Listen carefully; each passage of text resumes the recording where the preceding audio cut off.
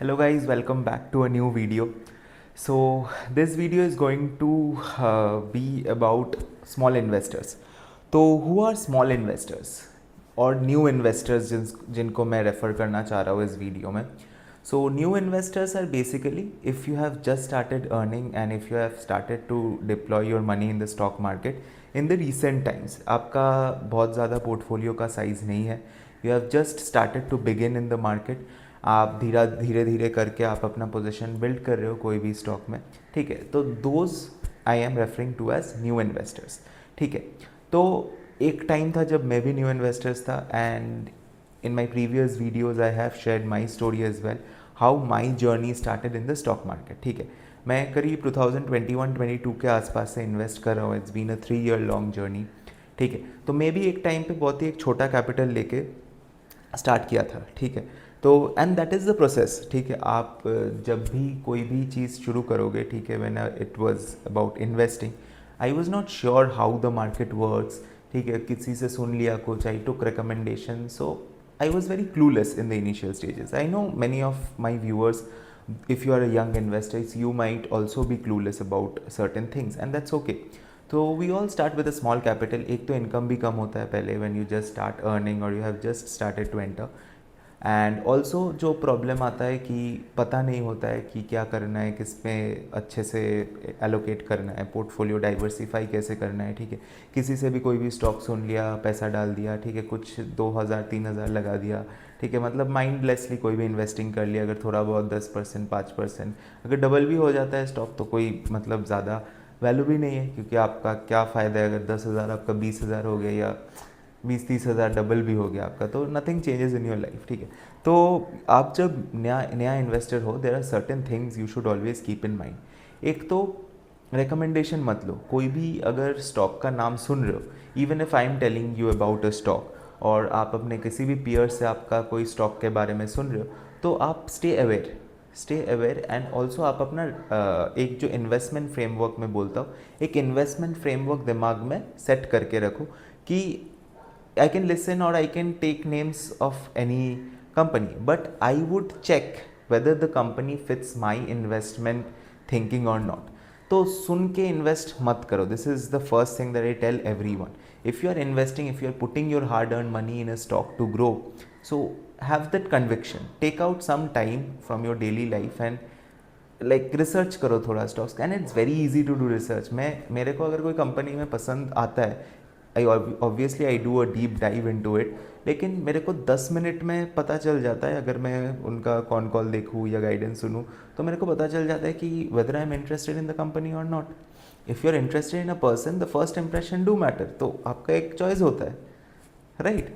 तो इन्वेस्टिंग में भी अगर कोई भी मेरे को कोई स्टॉक बताता है, कि काफ़ी लोग पूछते भी है कि ये स्टॉक कैसा है, वो स्टॉक कैसा है, तो मैं एक रफ आइडिया तो मैं 5-10 मिनट में ही लगा लूँगा by looking at certain parameters whether the stock is in my frame or not.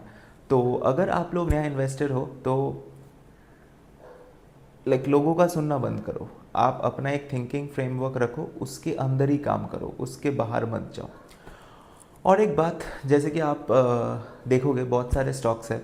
If I specifically name certain large cap companies like HDFC bank, Asian paints, Titan, अगर आप देखोगे तो ये सब कंपनी ना बहुत मतलब लार्ज कैप कंपनीज है. ये लोग इंडिया का ग्रोथ स्टोरी का पार्ट रहे हैं and they are Nifty 50 companies.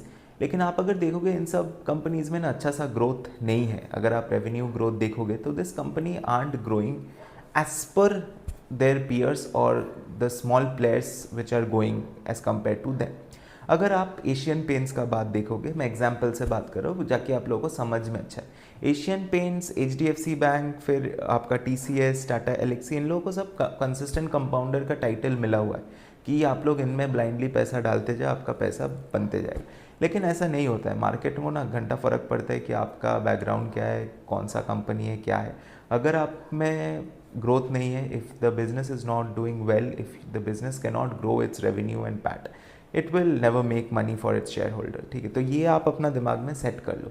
जैसे कि आप अगर ब्लाइंडली देखोगे तो HDFC बैंक का भी आज ग्रोथ रेट बहुत घट चुका है. एशियन पेंट्स में तो आप लोग देख सकते हो, मतलब बहुत सारा प्रॉब्लम्स हो रहा है. पेट्रोलियम प्राइसिंग देख सकते हो, डिमांड सबड्यूड, मैनेजमेंट आके एक ही बात बोलते हैं, डिमांड नहीं है, डिमांड नहीं है. पैट में कितना ज़्यादा डी ग्रोथ हमें देखने को मिला है। तो अगर ये सब चीज़ों को देख के भी आप अगर एशियन पेंट्स में इन्वेस्ट करते हो तो क्या फ़ायदा है आपको, मतलब रैशनली नहीं है।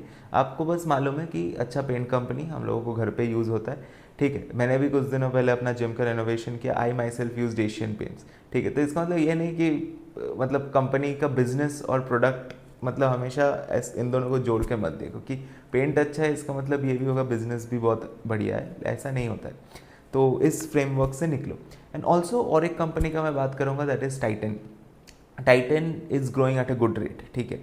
आज टाइटन एक बहुत बड़ा प्लेयर है एंड वो एक लीडर है अपने फील्ड में। जैसे कि आप अगर बाकी ज्वेलरी रिटेल स्पेस में देखोगे तो टाइटन का बेस सबसे बड़ा है। टाइटन इस बार भी आपका Q1 का जो रिजल्ट अपडेट आया, दे ग्रीव बाई सम व्हाट 18%, ठीक है। तो आप बोल सकते हो कि आप अगर सिर्फ टाइटन को देखोगे तो ग्रो अच्छे से कर रहा है, लेकिन आप अगर देखोगे 1-1.5 साल से स्टॉक में कोई मूवमेंट नहीं है। And if you see that the business grow तो कर रहा है लेकिन अपने कॉम्पिटिटर से हार रहा है। इसीलिए whenever you are analysing a company, try to analyse the market leader and few other players from the segment as well. I will also make detailed video, comparative video about these companies. जैसे कि अगर मैं बोलूँ in the retail jewellery space, Kalyan Jewellers had been performing very nicely for the past few years, ठीक है। I started building my positions in Kalyan since 2021, ठीक है, जब स्टॉक कुछ 100 रुपये के आसपास था इन 2021। And I have always kept on building position in Kalyan because company, the business do fabulously well.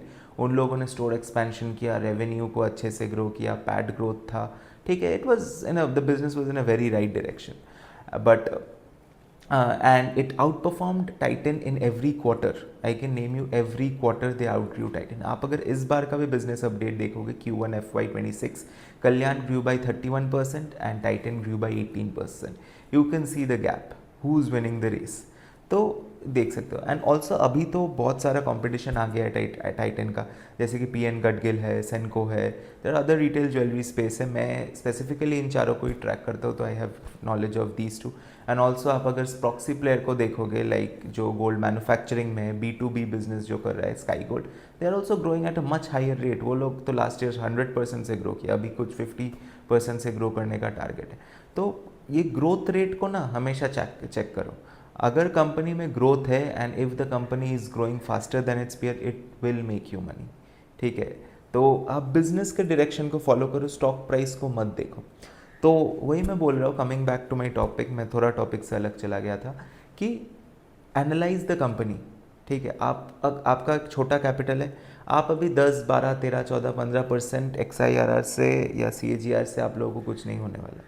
आपको अभी कैपिटल ग्रोथ का सोचना है। Think of growing the capital as much as you can, ठीक है। If you can like work on your active sources and pull out money from there and increase your principal, that is another way. And simultaneously अगर दोनों होता है, if you can increase your active income और the money that you are investing in the market, वो increase करो and also the rate of multiplication को increase करो, ठीक है। तो टारगेट करो एक अच्छा सा ग्रोथ रेट एंड चर्न करो पोर्टफोलियो को, like pick the performers and like remove the underperformers and stay flexible। सुनो सबका लेकिन have your own framework, ठीक है। have a mindset कि this is my radar and this is company falls in my radar and hence I will keep track or keep a watch on these company and invest mindfully। so I hope ये video आप लोगों को अच्छा लगा होगा and I will come up with some good business updates soon as well, so stay tuned and also subscribe to the channel।